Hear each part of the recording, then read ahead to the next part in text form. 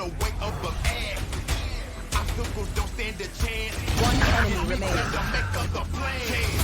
It doesn't matter what nobody tells you. Believe in yourself, power comes from within. I know they counted you out and they left you for dead. It don't matter, you still gonna win. It doesn't matter when nobody tells you. Believe in yourself, power comes from within. One enemy remaining. Spike down. You're still gonna win. Playtime is over, now finish them. 100%, that's the minimum. I don't listen to them as liars. Before you beat the odds, you gotta be put through the fire.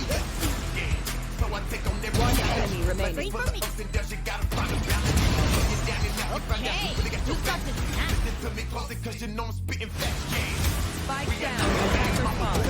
One enemy Thought remaining. I was dead, just recovering. I was just a bad hand, I just play my cards. But all I need is one shot, like a shooting star. One enemy remaining. I gotta take a stand. I listen to you long enough to hear I'm right man. My ult red. But it's not a One enemy remaining. when you're red, like since I left out. Yeah. It doesn't matter what nobody tells you. Believe in yourself, power comes from within. I know they counted you out and they left you for dead. It don't matter, you still gonna win. It doesn't matter when nobody tells you. Believe in yourself, power comes from within. If they counted you out, One enemy remaining. it doesn't matter, you're still gonna win. Yeah, it's checkmate if you play it safe. Looking you gotta probably better stay with the test. I'm number two, cause even if I fall back, I'm still ahead of you. Yeah, I'm see the winners, now we can't lose. Ain't no mission if I'm One enemy remaining. the outside, still get it in. You want the crown, get in line. Last player standing. One enemy remaining. Baby, yapping on my own, can't nobody stop me. I'm for the birds, now I'm serious. Player down. So I'll never need a Spike period. down. B. Last player standing. You gotta fly high. If you ever had a dream, put your hands in the sky. Yeah. We never going down when it's all said and done. We gon' still be around.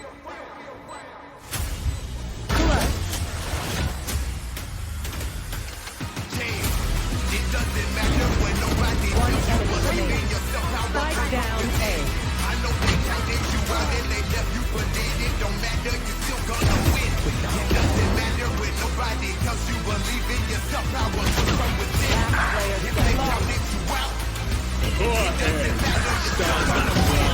It doesn't matter when nobody One tells enemy you. remaining. Believe in yourself, power comes from within. I know they counted you out and they left you for dead. It don't matter, you still gonna win. It doesn't matter when nobody tells you. Believe in yourself, power comes from within. If they counted you Spike out, planted. One it enemy doesn't remaining. matter, you're still gonna win. It doesn't matter when nobody tells you. Believe in yourself, power comes from within. Win, win, win. One enemy remaining. Grenade is live. Last player standing. I got to win. I'm unstoppable. One I got enemy to win. remaining. I'm unstoppable. I got to win. I'm unstoppable. I got to win. Clutch. I got to win. Well, folks, we know you've been waiting, and thank you for your patience. Welcome to Verizon Valorant Game Changers North America. I am your host, Elizabeth, joined on the desk today with Emily and Doug. And if that video didn't get you hype, I don't know what will, because that is just the epitome of what the past few days have been like for Game Changers. You've been to the watch parties, you've been to the Radiant Twitch stream, you've been watching it, but now we are here for the lower finals with FLYR Red versus YFPX. Emily, welcome back to the desk, first of all. Always glad to have you so here. It's so exciting to be here. I'm literally chills from that video. It is this new era of Game Changers that is just so exciting to be part of right now with, Shopify Gold and, FlyQuest, etc. How does it feel as someone who was a former competitor now seeing Game Changers what it is now in the current kind of era we're in? Oh, it is so different. I never thought we would still be where we are right now. And I think just off that video, it literally gave me chills. That was so cool to watch. And all these new teams, all these different variations of rosters have been really exciting to see.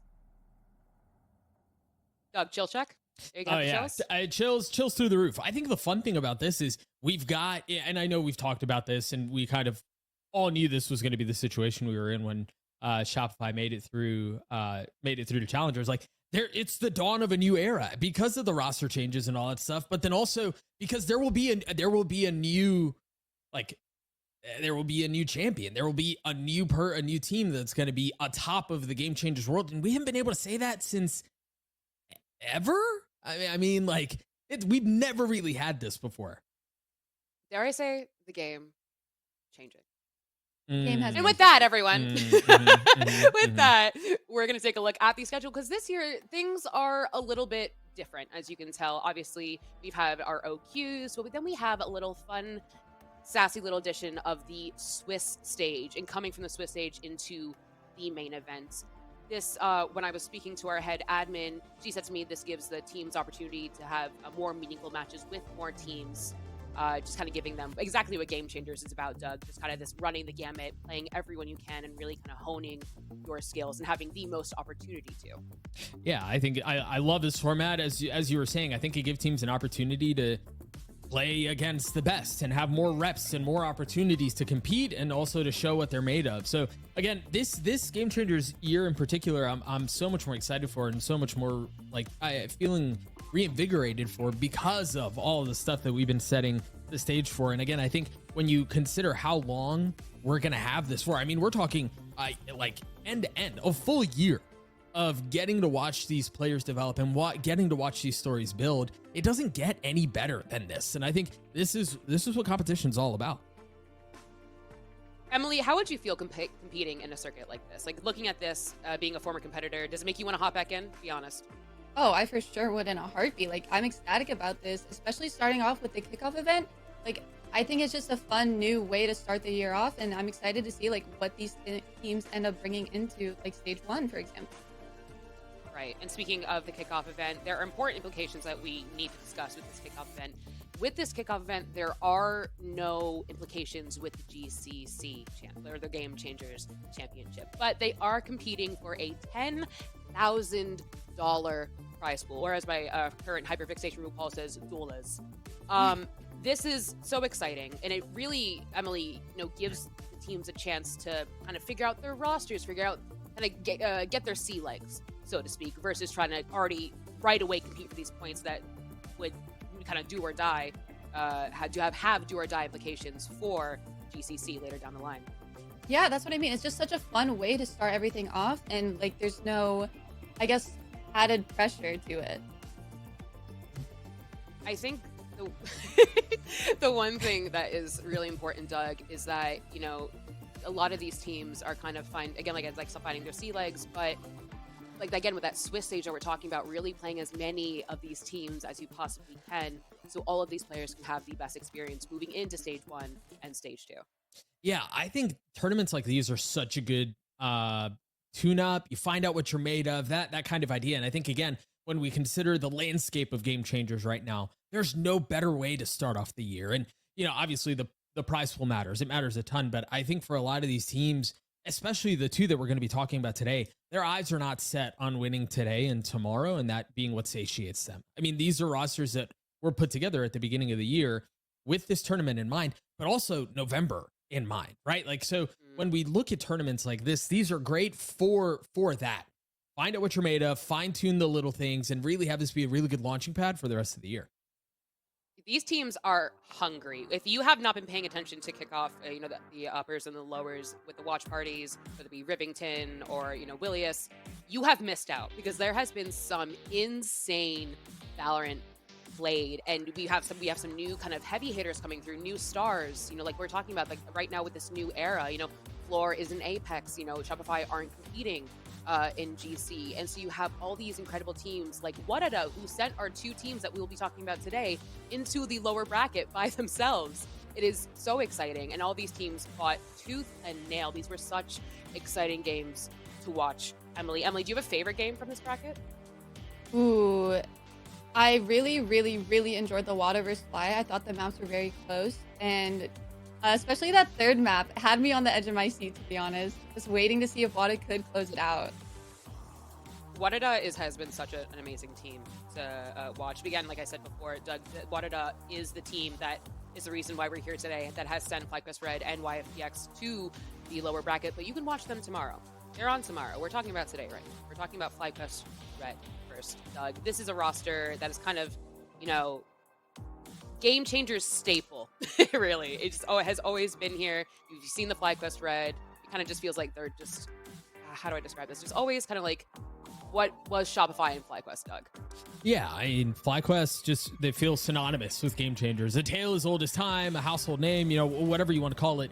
This is a team that has undergone some roster changes, but you take a look and you go all the way down the list and you can associate them with, at some point, a high degree of success within Game Changers. And so when this roster was built, they were built with championships in mind, right? Like they put this together because this was a team that they felt like they could compete and they could win. And yeah, they just have the one blemish, so to speak, on their roster or on their tournament, excuse me.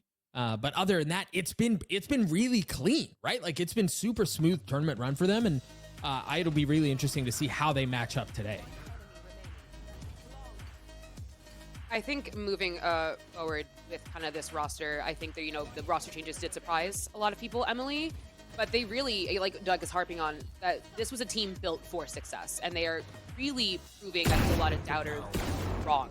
Oh, of course. I mean, even though they are like a new roster, like this roster wasn't created that long ago. If you look at the individual players, they have been here since like I was playing GC, since like the first ever Game Changers, before there were even like, what, 2 orgs, I think, at the time.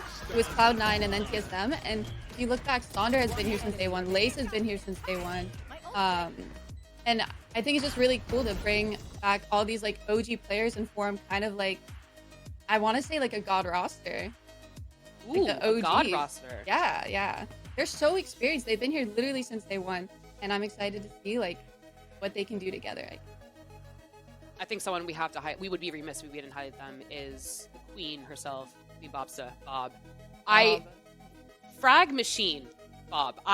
Sometimes you just watch Bob and the stuff she is able to get away with and just make happen, Doug, is astronomically unfair.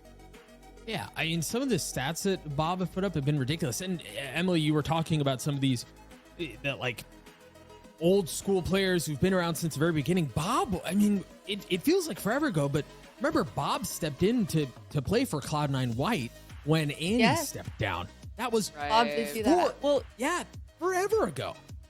Yeah, I mean, coming straight in from what we were playing in Challengers, right? They were on. Ooh, I'm forgetting the name. But going from that roster, coming into Game Changers, stepping back out to Challengers, just to come back again has been so exciting because Bob has so much talent. I believe Sad to Blue Otter, I believe was their resume. Yeah. That's what it was. So to speak. But, you know, Bob, I believe, was the first Game Changers player in North America to make a Challengers team. Obviously, like, making waves and making strides. And please correct me if I'm wrong. Doug gave me a scary look there. I was nervous. No, not you. You're good. But Bob is kind of one of those star duelists that is able to just, again, like what I talked about, like these insane stats that have always been good and has always been so consistent. But something that we also wanted to highlight here on the desk was Bob's ability to flex onto the Tejo, which is something that is really, really exciting. And Emily, I know you as a former player want to kind of talk about being a duelist and knowing what your initiator needs to do for you, kind of that flexibility and that almost like niche, that nuance of knowing exactly what you want. Yeah, no, I was really surprised to see Bob taking the duelist role here for FlyQuest. Yes, having those few games on Teo and stuff, but just looking at their past, like they have been so successful on the initiator role.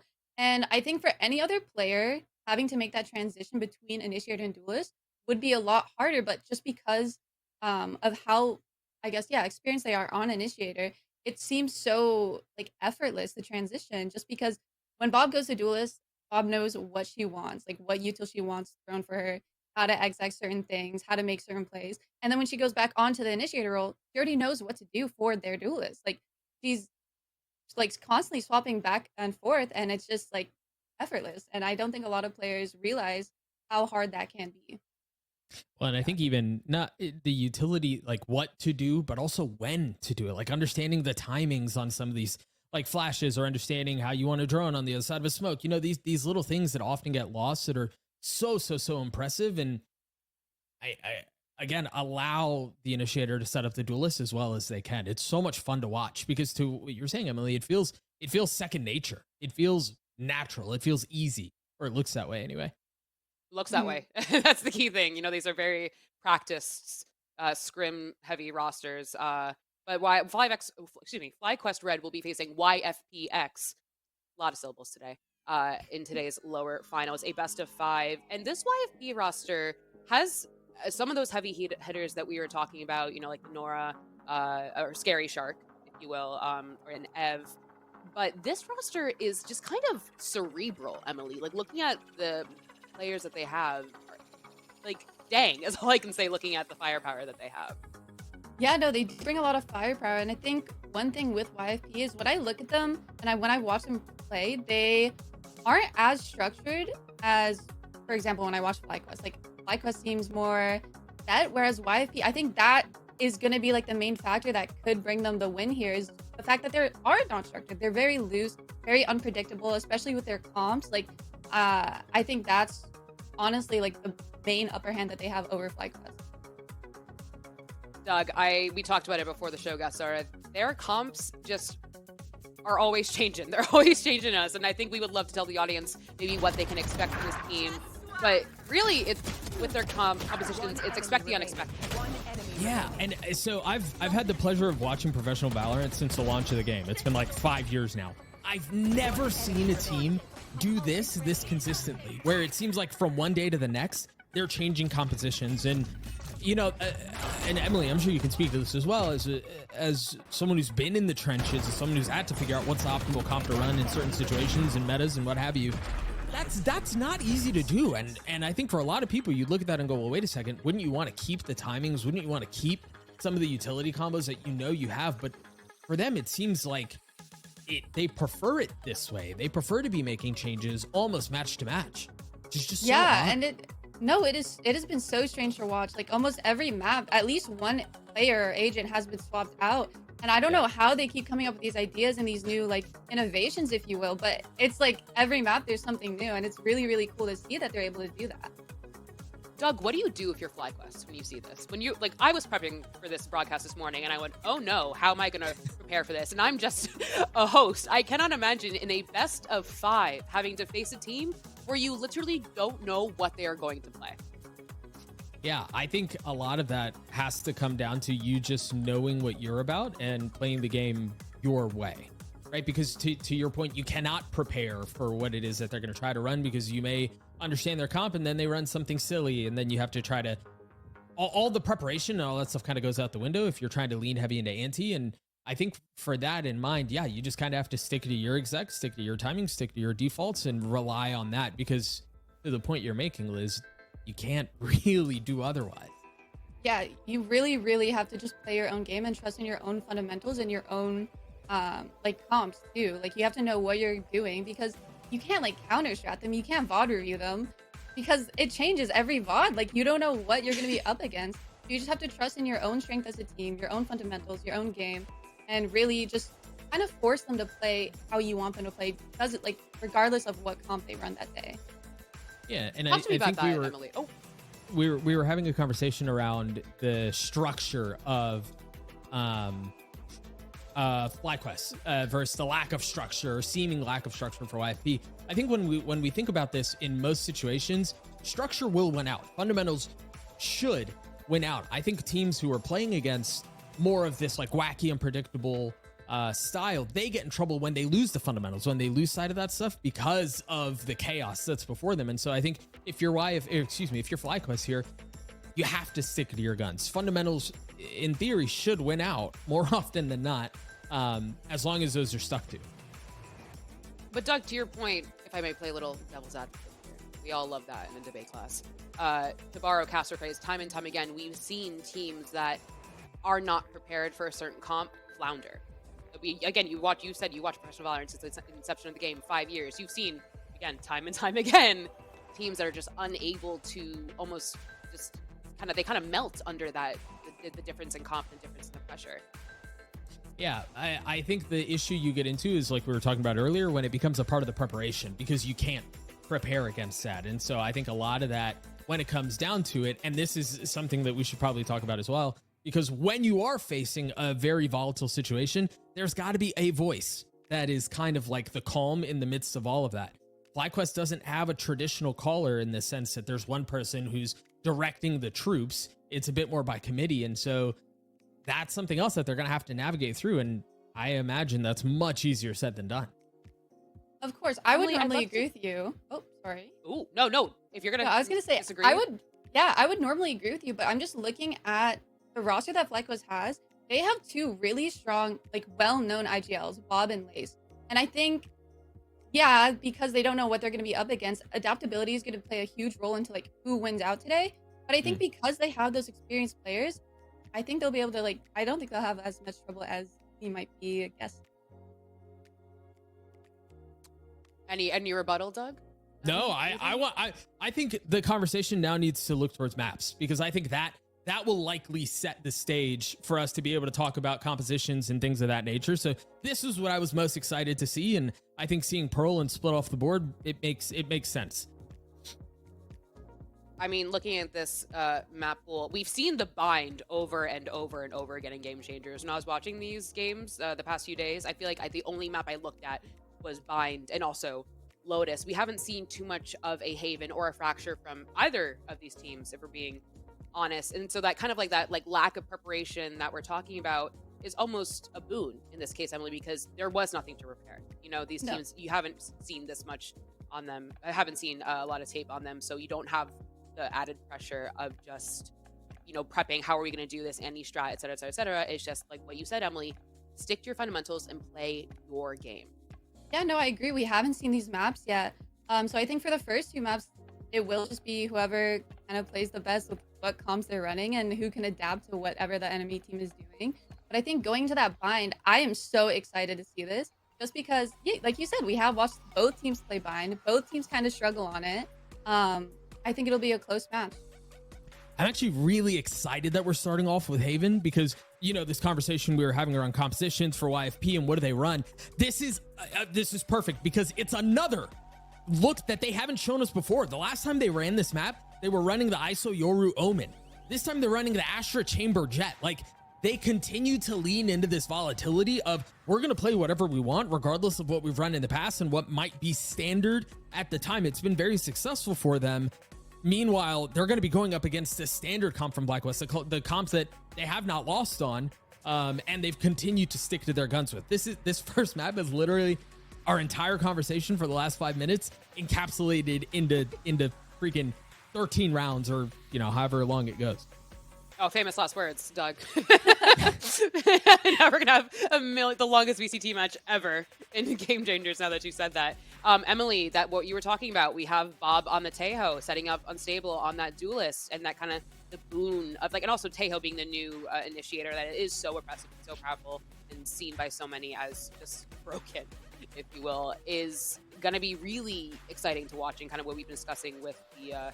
Again, what Doug is saying, the past 5 minutes that we've been talking about, that Duelist initiator hybridness of Bob. Yeah, no, I'm very excited to see that. But pointing at YFP, I just want to point out their comp. Like, I cannot wait to see how they run this, because they have such like I said, like a loose aggro comp. Like, they have Chamber instead of a Cypher, Astra, Breach, Fade, Jet. Like, I swear they're going to be fighting like everything here, and I want to see how FlyQuest counters that with the Teo and the Omen. It's always good to see a Chamber. It's kind of like a nice return to what the past has been. But something I would like to bring up is that, you know, Melia, we've seen her on Duelist, or see them on Duelist often, and this is so exciting to see kind of the Chamber, the kind of this constant sentinel battle that we're always seeing. But enough from me and us from yapping. We have two amazing casters standing by for you. It is Van Silly and Lemon Kiwi to cast the game. So friends, take it away. Thanks so much, Liz. Yes, let's kick things off, folks. Two staple names in the Game Changers scene clashing for a ticket to the grand final. It doesn't get better than this. And two rebuilt rosters, including Ev facing her former team that she left a few weeks ago. The drama, Van. That's exactly going to be the fun storyline for sure, because for Ev, it's going to mean a lot for them. I guess for me, just looking at it from the outside in, like a nice little revenge match, because even from organizational standpoints, we were talking about before being staple names, they have faced off against each other in a BO5 before, and it did go the whole distance. But of course, for FlyQuest, it was a whole different roster. This time, there's only Sonder that stays around. But to see this head-to-head between Ev and Sonder is going to be a very good one. But I think the other thing that's important is to point out exactly what the Des was talking about. This composition that YFP is coming through. But with a Chamber and a Jet playing against what you currently have here for FlyQuest, it's going to be super fun to observe and pay attention to, because I feel that this will be just a counterpick to what FlyQuest has been doing. You know, the Des has mentioned that it doesn't really come down to what you've practiced or play your own game. You are playing your own game in a sense with YFP, but also I think to the strength to what FlyQuest doesn't have, because FlyQuest doesn't have enough scan or stall to push the ops away from the lines. So I'm going to keep a big eye here on both Melia and on Bunnybee on how aggressive they're going to be on these lines on a defense. And this is a BO5, so we're going to be going deep into that playbook. And I love what Emily brought up on the desk of every time you watch a Game Changers team, or at least in the past couple weeks, like the comp can change every map, but it's very hard to know what to expect and what to prepare. And you're going to get like really crazy compositions, or at least unconventional compared to if you watch VCT or Challengers. So I'm really excited to see. And speaking of Challengers, you know, how Bob is doing on this team and others. We got players that play in the collegiate scene as well. We'll see how they flourish at the beginning of our Game Changers season, beginning with FlyQuest. Already testing the waters, and look at this aggression from YFP, jumping off the window. Lace is going to delay and just try to hide in her own spawn. Meanwhile, though, FlyQuest has already gone inside the A side. Yes, Lace has done some damage, but both teams have rotated quite well here on both the attack and defense. This time, a stronghold from FlyQuest. 4 players staying inside as they attempt for the retake here for YFP.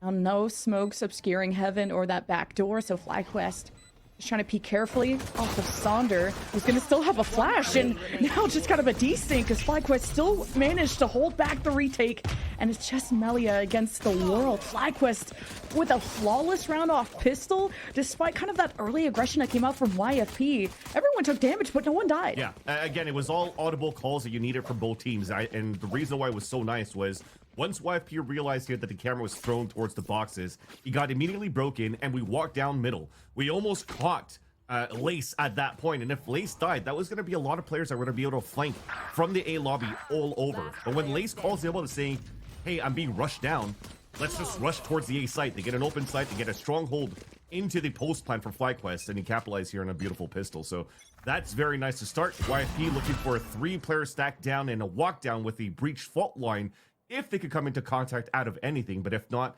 Melia most likely will be holding this angle with the Headhunter, while the rest of FlyQuest seems to have an open site here, a free one to plant inside B. FlyQuest just stacking together, maybe just to react if YFP were going to try that courtyard. Exactly. Aggressive push off the rip, and no one's home. Kind of suspicious. And you're even using the Tejo salvos to just drown out any places that would be scary to peek, because YFP with the Sheriff's pre-aiming can still do a lot of damage. Here's the swing from YFP. Bob stays calm, cool, and collected, and with the power of Lace by her side, FlyQuest make quick work of this round with the spike planted as well. Yeah, very safe plays coming through. A little bit of damage being done, thankfully, for Bunnybee to drop 2 of their own, maybe even a 3rd. Last player standing. Wait. That almost was winnable. Scary Shark, 1v3. Just a classic, still has the fault line. Paranoia comes out and almost dodged it. Great pressure from FlyQuest. And just to work in pairs and to deal with problems one by one and to not get too stressed and panicky off the rip, because it is map 1 and we haven't seen kind of how these teams will react on a big stage like this, or I guess on a big broadcast like this. Yeah, but if anything though, there's still a lot of good damage that was done here on the side of YFP right here, and do some body damage on the top on Bob towards the back there, and then also doing some damage. I saw the dink onto Kara right here from Scary Shark, which was really nice. So that's gonna force FlyQuest to not have the best of buys going into their bonuses, and could put YFP in a very good spot here. This is exactly what we were talking about before. You're avoiding here the line of the fault line, you get an off angle, and you could TP away, and there's nothing that's really going to scan you out of position unless you're forcing your attackers to drone very early, where you're going to kind of need that to maybe try to clear out sewers on your split here for FlyQuest. So Melia has a good spot in this gun round. Missed a shot, unfortunately. Yeah, you just hyped her up so much. I'm looking forward to I how tried. Melia's gonna develop, especially. She's been competing since like what, mid 2023, and her first GC was just last year. We're meeting some of her teammates on Solstice, so you gotta really pop off early rounds when playing Chamber, and YFP still gonna get those picks they were looking for at A, but making their way in is unstable and wrapping around. What a good trade from Bunny B. That could have been an easy two-piece for FlyQuest, as Kara still carves her way to the back of A. It is a 2 versus 2 though. It's not gonna be easy as Ev takes the high ground, and Corrupt now facing multiple opponents, and Kara just jumps out in time to close out the round for FlyQuest. How the hell did that happen? I was just watching, who was it? Corrupt just running back and forth blinded. I wonder if they got blinded by their own teammate too, because that looked like it was a paranoia that came through. Nonetheless, though, it was somehow capitalized on FlyQuest on the post plan, and this is what you kind of need when you have like they're already wasting a lot of their scan utility at the very beginning of the round, and they have really nothing left to scan inside the site. You have to be good on your fundamentals, just like Emily was mentioning before. So they moved in as a group. They isolated defenders onto different spots around the A site to be able to set up a good crossfire on the post plant. Or not even the plant at all, but like at least to deny here the flood back from the defender side. That said, you see a much slower buy going into round number 4 for YP. The bonus round was converted, and now the C site is also converted for FlyQuest. I'm surprised Ev wanted to stay on the site and probably didn't know there was that much danger until it was all up in her face, and there was good delays with the Astra Stars, but FlyQuest just reacting so well off the information from the drone and just flooding in with confidence. That's really what I want to see early from these teams.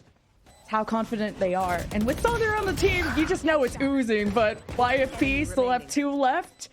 And now just Melia with the classic, hoping to go down with the ship. You'll definitely get to a point here where the tides may turn for YFP's side, because look at Melia's money.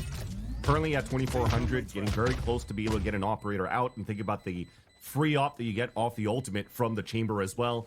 And Bunnybee could maybe lock things down later down the road across the A site. So yeah, it's just something that we're seeing that's quite normal after they couldn't convert their gun round against the bonus here from FlyQuest.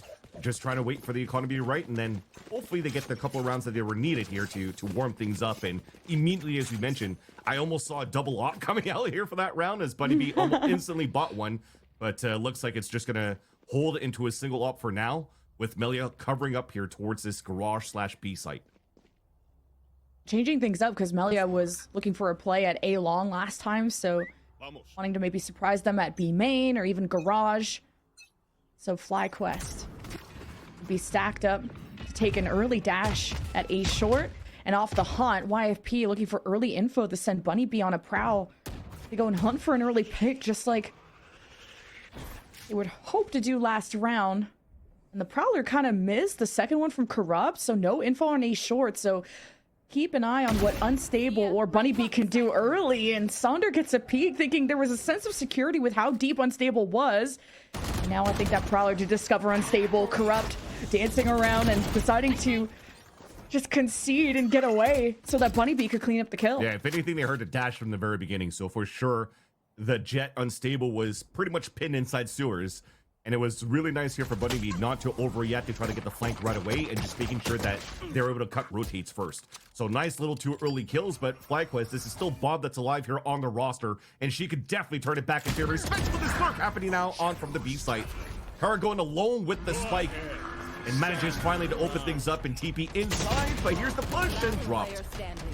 Just the red alert with the Armageddon causing all the chaos, and this finally the first YFP round. Okay, we're dropping the knees. Okay, Ev getting loud against the former team, and I was wondering if YFP were gonna take a timeout, but finally all that work pays off, and they got to keep the op. It didn't get activated, but hey, worked out. We talked about the grudge match potentially, and the Ev wants the revenge against their old team, and looks like they definitely want it. But that was a beautiful jumping around here. Look at their position on top of the platform. 2 early kills, not even afraid here of the Armageddon coming across. Parkouring across the platform as they're hit by the Paranoid, and still lands the shot while Paranoid. That was really sick, and a great way to kick things off here for the first round for YFP.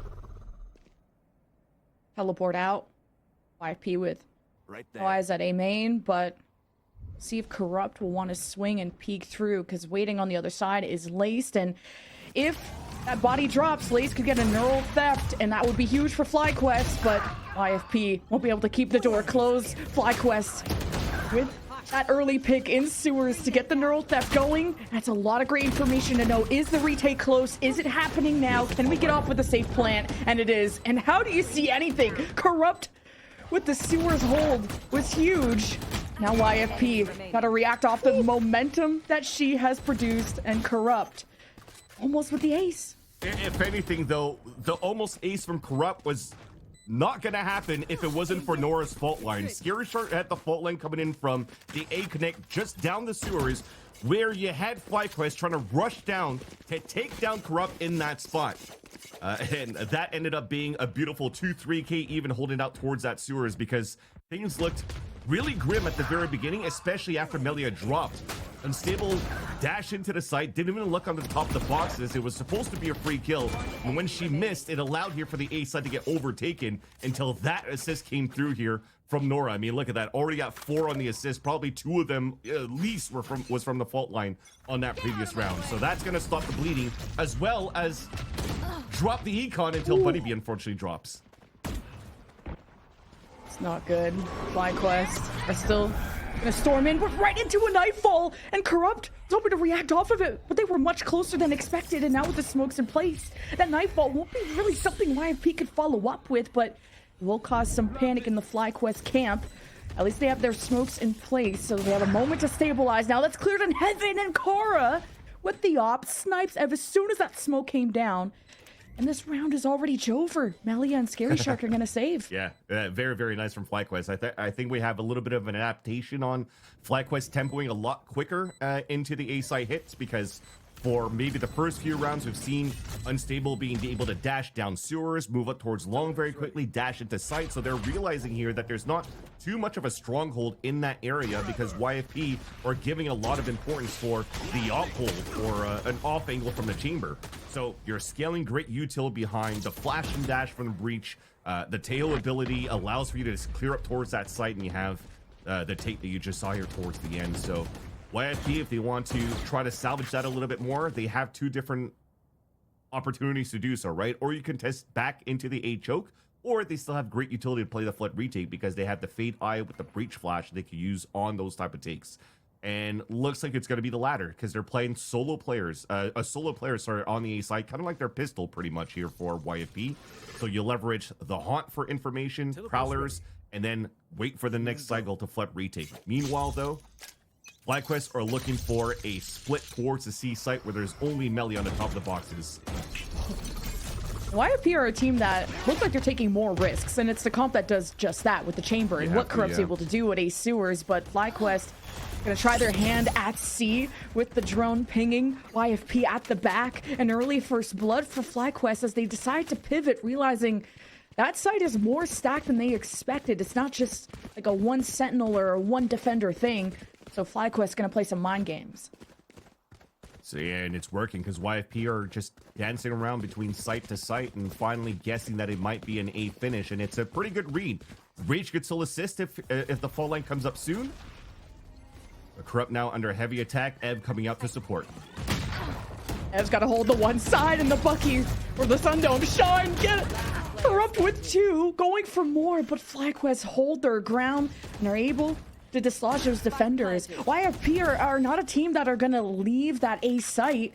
They're hoping to trade, but then it leaves Melia as the last person, or maybe 1 or 2 from YFP to retake, and it's just impossible to do so in a 1v3, but all depends on how you can isolate the duels, and just not enough. FlyQuest on a streak. Yeah, came down to a duel towards the end. Didn't need to go for a 3-2-1 swing after the contact here from Lace, because it's still Bob, the one that's been on top of, I think she was like at 220 ADR, average damage per round, going into this matchup, being on the top of that damage board during this kickoff to GC. So her going head-to-head against Melia, not afraid of that, winning that quite easily too, as you could see here from the last frag of the replay. And now, unfortunately, it looked like it was going to be a pretty good hold at the very beginning with the 2 Bucky kills, but again, too much util, and then YFP's back on a save. Look at that change. You see that little pivot? Outside of the fault line, now you have salvos on top of that. So now Melia, so far, as soon as the barriers have come up, she's been forced to TP right away within like the 5 seconds of the round. So the next TP is on such a long cooldown that FlyQuest takes that opportunity to overload the site of where she's currently playing. The Scary Shark also shot the drone. Could have given a chance for Melia to hold an off angle, and still a Rolling Thunder could just make things a whole lot easier. And I'm surprised YFP wanted to stick around. They're trying to cower, but it's FlyQuest just digging around, finding where everyone is. And it's YFP that are wasting no time to just fight through the smokes. Bunny B is going to swing out. Kara tries to be stoic, and it's a 1v1 between Bunny B and Lace. The spike is down on the site. Bunny B hemorrhaging at 20 HP. And Lace, who can figure out some cages possibly, even off the camera, just that initial positioning of seeing where Bunny is around the corner. Oh, but just not even. Oh, not like that. Lace is too quick with it. Oh my. That is so unfortunate for Bunny B. That could have been such a good round for YFP to salvage. I respect Scary Shark, even Nora running forward, eating the Rolling Thunder so she could bait her life away. And pretty much at this point, she only had a Sheriff so that her teammate in the back with the Vandal could get a double kill, giving a chance for Bunny B right here to potentially get that win. And Bunny B looked like she ran out of bullets after the 2-tap or something. I don't know what happened. But that shouldn't have happened. And FlyQuest are now running away here with the half because of that. And we were talking about rounds that needed YFP to warm up, and unfortunately, it's not there yet. FlyQuest has come out to fight. And they're not giving YFP any chance, any room to breathe. As Melia finally has the Tilda Fuss coming out, watching towards the sewers. I'm glad that Doug is on the analyst desk because he's going to get to listen to me say Tilda Fuss every single time. He's going to hate me for it, but yeah, exactly. And you could say it as well. This is awesome. Yeah. Double take, but also unfortunately Corrupt just dropped towards the garage, and that gives a lot of room here for FlyQuest to start defaulting around the map. Just FlyQuest are conditioned to just be careful around that courtyard. You just never know who's going to be creeping up when it's all nice and quiet. FlyQuest have no one pushing really sewers. Just waiting to see how this initial scout goes from Unstable, and just checking the corner at the worst time in the collab too from Melia. Oh, that's a tough one. And FlyQuest want to go and deal with that. She's too far away from a TP, so she'll have to play a little bit further back around the site, which is totally fine, because now they can play Power of Numbers for YFP. They're still spread across the map, though, because they can't have any scans, and now here's the call. 30 seconds left. There's that util coming out from both initiators. The hit is now coming towards the A site. Oh, just the bait. FlyQuest knew what was coming, and just the fault line dance, the chess match, FlyQuest being unaffected by the Rolling Thunder. But 12 seconds left, it's do or die, and Sonder just opens things up. The chamber's in a different position. FlyQuest just gotta slam the W, but there's someone in heaven being a nuisance, and Sonder locks her down. Does bait the plant. Now around the corner, can't get that done. Melia gets an ace out of that. Dude, Melia really wanted that ace because there was a grab well that came out. There was 2 seconds left. So there was absolutely no plant that was going to go down here for FlyQuest, yet we still peeked out towards heaven. We still tried to fight towards graffiti, and we almost lost our lives in that process, but thankfully it ends up being an iBuyPower ace for Melia that locks up the A site, beginning to the end, off unfortunate silly mistakes coming out here from FlyQuest. And that's, again, the disadvantage that you have for not being able to have util that scales or finds info within the site. So if you're not clearing corners, you're definitely going to get punished by somebody like Melia. Yeah, just a lot of eggs go in the Bob basket of just using the Tejo drone. And just hoping, just run into the site and gun it out. But YFP, that was such a good delaying round too of fault lines, Rolling Thunders. Now Bob is going to get no information besides, whoa, someone is close, so that's still good information. And not going to have a breach to get in these sites. So that's going to hurt FlyQuest's chance pretty bad. Yeah, but that's... Oh, the spike's gonna be brought A. Exactly. Even if the breach died, there's still Unstable that somehow gets into the site another time there. I think this is like the 4th time that Unstable is able to dash somewhere and get behind enemy lines and then catch somebody off guard. Kara gets the full TP across, and now you need to move quick for YFP because the other two are so slow on the rotate, yet nobody's going to move in. They're just trying to close in on the flankers first, and at least Ev will get those kills. Ev is so nasty, but there's no smoke that can really obscure this. FlyQuest doing their best to just hide in hell off of what they had, and Ev is fracking out of their mind right now, and YFP are trying to keep this score close. Yeah, they're doing a great job now. Finally, I was just criticizing that they needed a couple of rounds to warm up, and it looked like it wasn't going to happen, and maybe it was going to be on a second map that we would see YFP activate, but that's a nice little 4K coming out from Ev in that previous round. And again, the first positions that you're trying to do here on the aggression of the jet and the chamber positions, you see it right here on both sides, and you get value out of that, which is quite good here for YFP. Because even on there, and if you lose something like Corrupt early in the round and you can't get any haunt information, at least knowing that you have extremity control gives you a good idea of where FlyQuest are currently trying to rotate around the map. YFP are just gonna walk up, but it's an Armageddon at the very back of C for FlyQuest to get some early real estate. Dashing in, unstable with the ult, and smokes at the back. I like that this time Ev is not gonna play within the site. They're gonna try and stack for the retake. Yeah, they got Cosmic Divide for it, right? Jump. Okay, well, no flank from Corrupt. Great lurk from Lace and friends. Now FlyQuest holding it down. Here's the retake from YFP. Knives are out.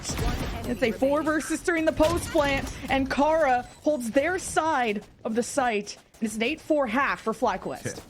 Nice close towards the end here for FlyQuest. I mean, they were just waiting for the refresh and the timing to get the flood retake back into the site, but it seems like what they utilized didn't really affect here FlyQuest on that post plant, using a lot of their players within and staying within the C site. Again, it's playing your own game, but understanding what your opponents or what you're up against your opponents, right? Knowing that there was a Cosmic Divide that was going to be utilized at some point, but it was only used for C main instead of really slicing out the map. So it was very hard here for YFP to scale from the back of the spawn to fight the back of the site first, and then fight the front of the site after. So yeah, that was very, very tough, and a nice little way here for FlyQuest to maintain a strong lead going into the second half. Now you have YFP on the attack, and they're trying to fight right into Lace's position, and this is his position that she's done before. The trip towards the platform to avoid any like neon slides that she's played against in the past, or even a jet dash at this point, but she holds that aggressive angle and plays the camera passively to watch Garage, and that's why you see this camera move in this radar a little bit. So she has a lot of responsibility while being quite active in front of the C site. Important engagement between Melia and Unstable on the right side of the map. Meanwhile, we'll see how YFP's objective goes. On pistols, just getting zoned by cages and salvos, and YFP do manage to escape, and without really revealing too much, because they have their lurk still inserted over at A, so they could follow through on Melia's plan. But the walk-up from FlyQuest could attempt to cut things off, or at the very least hear where this is going. Well, I was going to say they need somebody to watch that flank, so I love that Bunny B turns around to watch it, because all of FlyQuest heard the stampede of YFP planning towards the A site. Pushing on forward. Melia do big damage here with the shorty, at least take one, and very forward position at FlyQuest. They're just trying to spam through, and it scares Melia to reposition in the safer spot. Goes to re-swing, and the shorty does okay, gets Unstable down to half, and the FlyQuest chemistry now has to brawl against Bunny B, who's in the corner, and no friend in hell to support, and the FlyQuest retake is successful. Turns out to be very nice here for FlyQuest, peeking out as a group and making sure that they're able to get their trades across. I mean, if you're looking at how they were so grouped up here for, spread out for YFP on the pulse plan, they were set up for a couple of crossfires here and there, but with the amount of util and the speediness of FlyQuest going back on that flood retake, they weren't really ready to really capitalize on the top of, especially those peaks from heaven that came through in the first place, kind of caught them off guard. And that started dwindling down the defense here on the post plan for YFP. And unfortunately, a piss around that doesn't go into their favor. So FlyQuest looking quite strong here to close out this first map of this BO5. A map that they picked, by the way, here on Haven, despite YFP being 4-0 in this kickoff. Not afraid here of what YFP is going to come out in terms of surprises from game to game. FlyQuest just counts on their own fundamentals to win these rounds. FlyQuest with both pistol round wins, but Kara continues to lead them to a favorable round, and Ev got blinded, and Kara is spawning a lot of members mid and having a good weapon to try and duke it out against them. YFP going in blind, try and deal with this and taking damage in the random headshot. Kara is doing the Lord's work here in Garage, and the spike is down, and Kara's going for the ace without really repositioning, just staying in Garage and shooting at everyone that comes in her direction. So no ace for them, but a FlyQuest flawless. That's quite the statement to make at this point of the game. Definitely love the aggression coming out from FlyQuest over there. It looked like it was going to be overzealous and overcommitted at this point when she paranoid and jumped out, but because she had support from Sonder in the back here with that util coming through, sorry, from Nora in the back, with the aftershock that came through, the fault line after, and then they were able to work in tandem to really take him down. And yeah, I was right, it was Sonder. I was trolling there, but the aftershock to really push them into spots right into Kara's crosshair and making sure here that FlyQuest were able to just win an easy anti-eco and have a very decent buy here into their third round. They don't want to upgrade too much because they want to have, it looks like potentially even the operator going to the next round, because Lace is at 4,100 yet still decides to hold the Sheriff. And this position that she plays once again has, again, the reason why I'm saying that she likes to play this spot, but YFP looked like they had a game plan at the pistol round to try to take it down. Because it doesn't matter if they get pinged out by the camera, they still want to walk up and then spam through the cage in that right spot that Lace likes to play. Now with that Melia First Blood, like your lurk can create a lot of paranoia around the middle of the map, as YFP can't seem to traverse through C long. Because of that early peek from Lace, she calls for early support. She got it from Sonder and Bob rotating over, and with weaponry they have, can't underestimate what a Guardian can do, especially in the hands of Bob. And FlyQuest gonna reposition around the map just to worry about the gaps around the center that were left. And YFP have cut all noise and hope to recommit into C. And it's good because YFP hasn't broke any of that util from Lace yet. So you could just keep a camera up, watch both angles, play 2-2 on A and C, and hoping that your crossfire will be good on C over here. Well, Sonder stays safe for now. Can't say the same about Lace and this blind. Everyone is blind. Sonder reemerges and tries to anchor the site. And trading 1-for-1, not too bad. 12 seconds. Safe plant once the salvos have extinguished. And it's Bob and Unstable. I want to shake things up. And it's an opening pick, but just too many numbers from the YFP side on the post plant to break through for FlyQuest, but a much needed round off of a fantastic first pick from Melia. Yeah, and unfortunate that Lace missed a couple of shots there when a beautiful flash came through from Sonder, and Lace maybe could have had a free pick there on the top of C to make things a little bit easier for Sonder towards the end to try to anchor into Lay as much as she could for the rest of FlyQuest to rotate across. YFP reacts on the fly, gets a plant even towards the back of the site. Funny enough that they went for that type of plant. It's potentially because of the salvos that came through on the rotate here from Bomb. So they just said, okay, let's flip the map. We'll just fight them toe-to-toe, head-to-head. And they got it. Ooh. No picks from Unstable yet, but a shot that was thrown across the whole map. So YFP got to be careful where they step. And Unstable is going towards A to help support Bob. Could easily drone up just to get information, especially with the noise heard. And there's that drone coming out. Only one gun can be heard. Unstable? Did he spot the kneecap there? I don't know. I'm seeing things too. But Unstable is going to hold this position. So is Bunny B, though. I think Unstable might be over-peaking here. Still gets a kill on Nora. Away with that. Come on. That's insane. And Bunny B upset, trying to get the chase on. Dashes right side, and the double kill swings the favor back into YFP. And now being above, here's the double swing from Fly. Actually kind of desynced. Kara didn't go forward with Sonder. Now it's Lace and Kara that have to work together. Smoke's about to dissipate, and Kara is still alive somehow, even though Lace is walking in to support. And it's still the job done by YFP. What a nice answer back, though, for YFP, despite them losing Nora in the very beginning. Because the lineup that you had tucked in across the wall This should have been a kill, a guaranteed right here.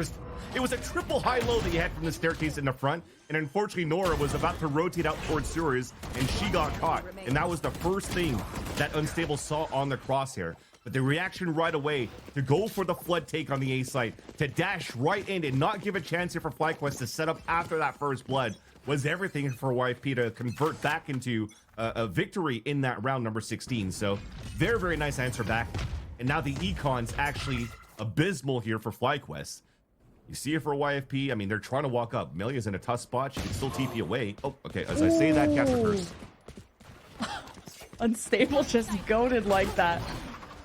Yeah, YFP, they are building that comeback brick by brick as Bunny Bee dances against the opponents, and FlyQuest nowhere to be found on the site after YFP has stepped in. But it's a retake with not the best weapons, but at least more numbers, and we'll see if that will be enough and if YFP feel the need to use like a Cosmic Divide. And they do, but Unstable went past the barrier, and Bunny Bee still locks in.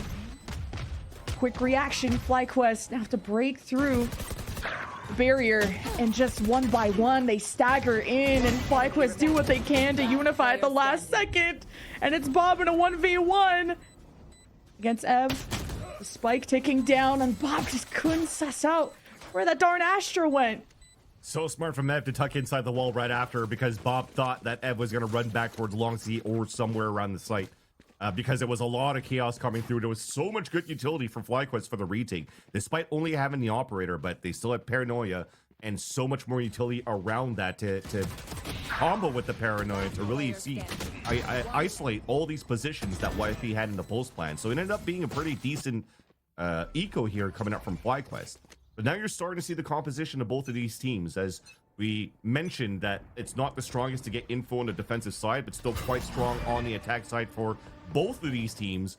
YFP might be in a good spot here to make this a very close game. Oh, the Armageddon. Okay, trying to get away from all of that. Scary Shark. It's facing a lot of sharks, just rushing down her path. And FlyQuest really throwing everything at the wall. Hoping to watch this is Ev. So you can tell that this match means so much to them, which is how well they're already performing. As the dust settles, it's a 1v2 for Melia, at least with the spike in hand. And some time to plant it too. TP's going to be up in 2, turret in 20. Oh, this is going to be an interesting one. You're trying to watch here from default box or something? I'm not sure why the turret is all the way up there. Now she's fully out of range of it. But Elise still has vision on Spike and vision on players crossing over. Teleport's broken. It's all a bait. Melia swings, playing their life as best as they can, and now somebody crossed. The spike has been tapped and is being held, and it's FlyQuest that are not letting YFP come back too soon. Yeah. They're trying to keep that gap in the score. I was starting to be a believer in that YFP comeback. It's not over, but 11-7. Ooh. Yeah, I thought she was trying to get high ground too, just to make sure that she could maybe get one on the crossover back. But when she left, that kept me guessing. But then realizing since that her turret was down, utilizing the TP instead as the, hey, we're crossing through, we're shooting across, and then she tries to isolate the 1v1s, but it's still an omen, sorry, that's alive. Very tough to do, to try to fight in a 1v2 with already one defusing the spike, and you can't even ping anymore in 2025. But the econ's still good no matter what here for YFP. They have Rolling Thunder. They have an opportunity to avoid first wave of util and be fairly quick on the attack. So many ults for FlyQuest. As well, yeah. When you saw the defending Rolling Thunder that Sonder likes to use to try and prevent YP from getting into A. We've seen that in the past. To Lace, who's like those early peaks for Neural Theft. To Unstable, likes to take space at A long, but YFP just gonna step up to be as quiet as they can, but it will set off a trip from Lace. And this will call the pinch from Unstable and potentially Sonder.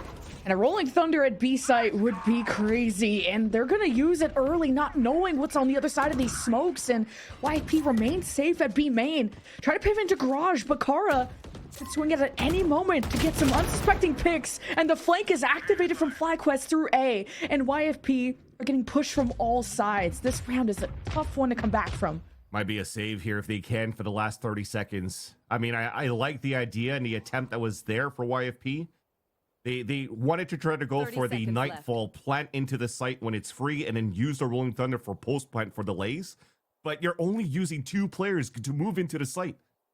It's so hard to do when you have such a crossfire set up for FlyQuest. So in the end, it just becomes very difficult for you to just get your plant in the first place and really work as a team. Because now that after that death came through, you saw the neural theft come across, and YFP just had to focus on the front lines and the back lines, and they all just dropped like flies. And the result towards the end is, I was expecting a save for the last 2 players, but losing these 2 right here, Lemon Kiwi, it's not going to look too good for the last round potentially here of this first map. Look at this. My hope is that maybe Unstable, can they buy up? Because they had just used knives, so there's a silver lining if you get like a telescope out. I mean, but Sunder or Bob's going to be able to buy for Unstable no matter what. But if anything's unstable, is probably the server right now because we have a tech pause. That's so true. 12-7 though.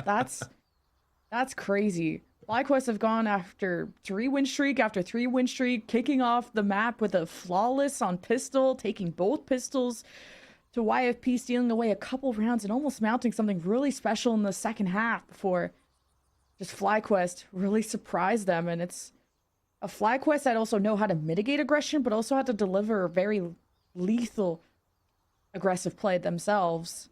This is their map pick, so it's always good to win your map picks for sure. If anything, though, for FlyQuest, I gotta say, like both compositions that are pulling out here for this game are still very good on the aggression that you're trying to do to allow your jet to get the most value in your dash in, because of what Scary Shark has of util with Corrupt to allow Bunny Bee to enter, but also what Unstable has around Bob and Sonder. But the thing is what I've noticed in his differences on these hits is that FlyQuest had more of this pack mentality when they're moving through.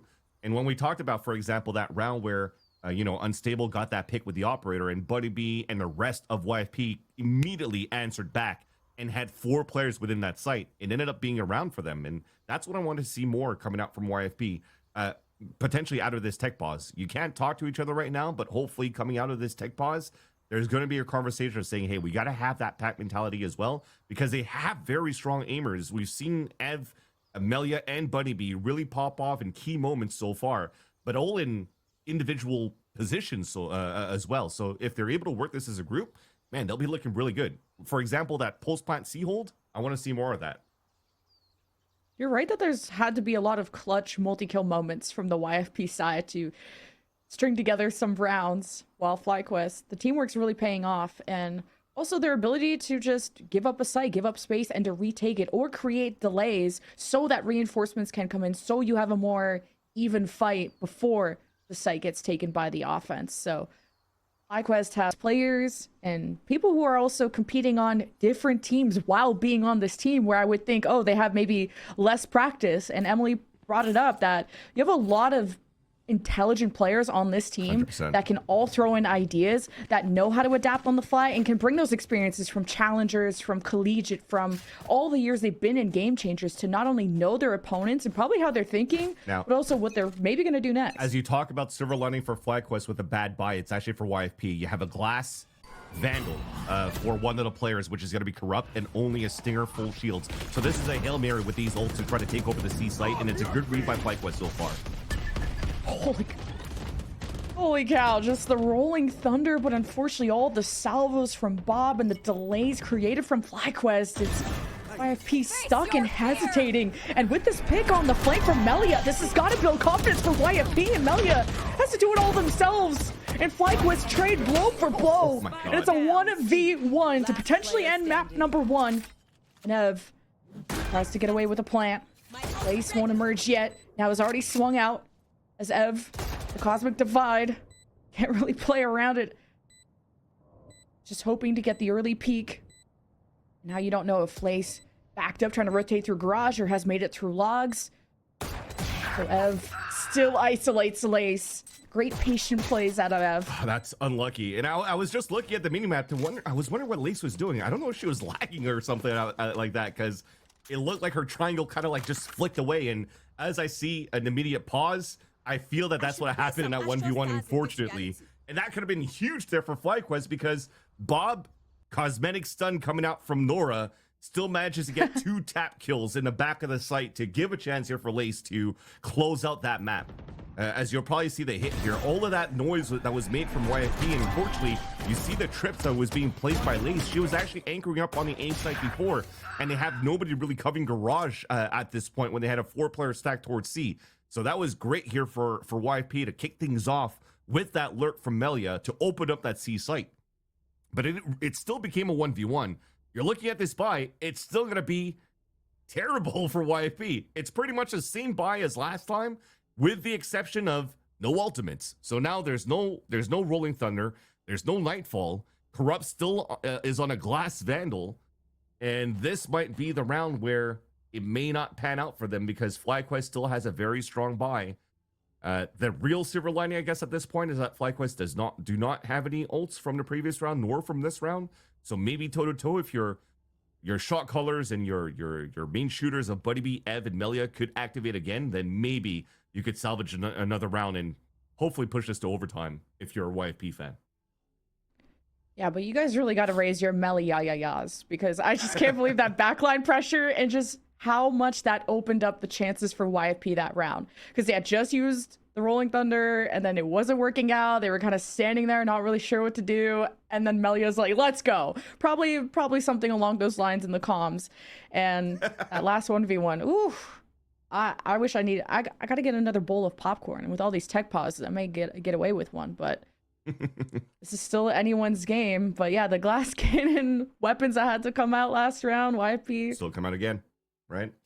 And, Yep. and then we're looking at here from FlyQuest, as we've mentioned, it's still going to be a pretty good buy. I mean, Unstable cannot really go for a full rifle round, but they're still playing a Jet, right? So they could still play a Judge. They could still play Bucky, Shorty, dash in for entries.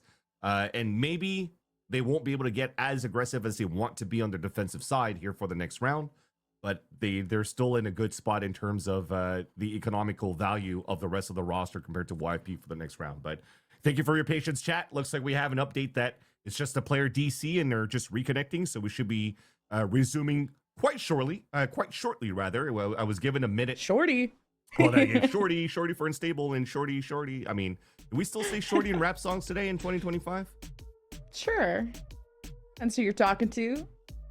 In this case, for us, I yes. want to see Shorty gun. Not a lot of shorties, maybe, respectfully, but we also got a long series ahead of us. We have Haven, Fracture, Bind, Lotus, Abyss, back and forth map picks, and the last time these two teams met was in kind of deja vu, but in the lower final of GC3, and different sort of rosters, but a team that is still built around Sonder and FlyQuest, bringing in their former players from their life duties to be recruited for a good cause of this Game Changers kickoff, to the same thing for YFP, even stealing away a FlyQuest player in Ev. So yeah, there's just like a lot of drama. Yeah. The main drama is, unfortunately, here for Ev, it wasn't their choice that they got picked by YFP. They unfortunately got replaced onto FlyQuest, so they're definitely back with a vengeance in that case.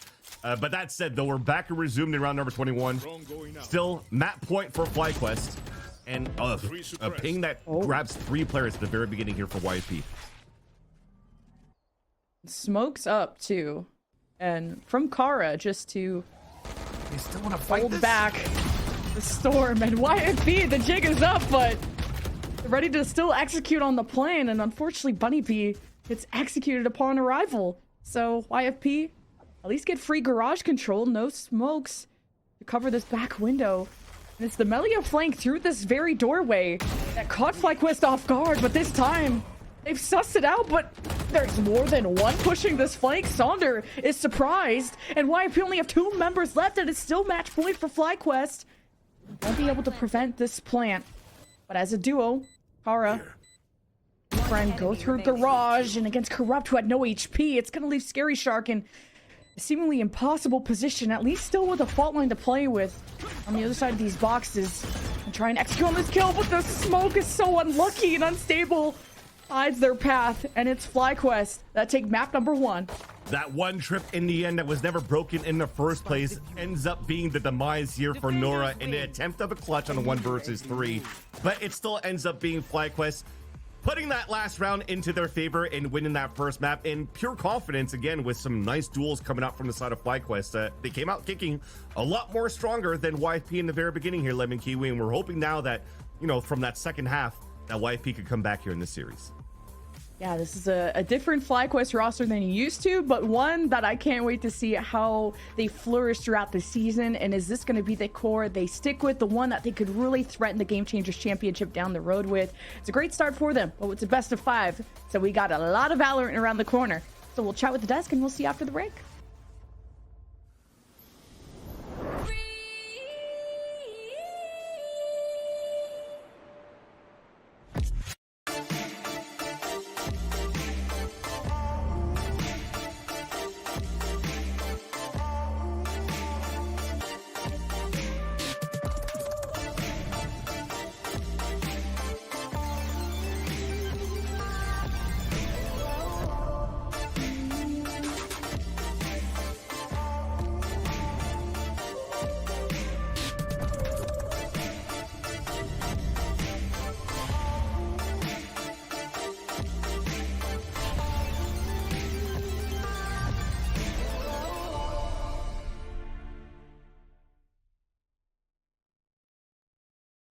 It's for you. Do you like it? Come on, Charlie. Use your new door. Come on, let's go. I said go. Let's go. Silly dog. I'm gonna trade you for a cat. Red Bull gives you wings. The new Red Bull Zero is here. 100% wings with monk fruit extract.